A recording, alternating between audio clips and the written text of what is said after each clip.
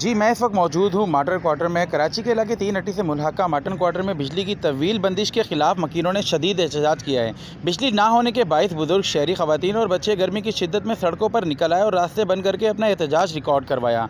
मुजाहिरीन का कहना था कि 300 से ज़ायद अदाशुदा बिल दिखाने के बावजूद इन्हें बार बार बिजली की बंदिश का सामना करना पड़ रहा है। एक बुजुर्ग शहरी ने बताया कि हमने अपने तमाम बिल बर वक्त जमा किए, फिर भी हर चंद दिन बाद बिजली की बंदिश कर दी जाती है, जिसकी वजह से हम सड़कों पर आने पर मजबूर हैं।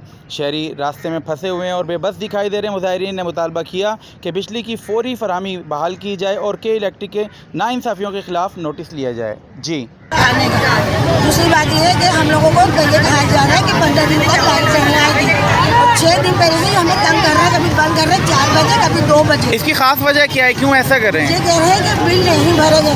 हमें इनको सब कुछ दिखा दिया, हमारा सब कुछ क्लियर है। 350 बिल दिखाए, 350 बिल जो पेड किए हुए हैं, उसके बावजूद 6 दिन लाइट बंद करी, 2 दिन के बाद फिर इन्होंने बंद कर दी। क्या अभी भी मुसलसल लाइट नहीं आ रही है आपसे? मुसलसल नहीं आ रही है।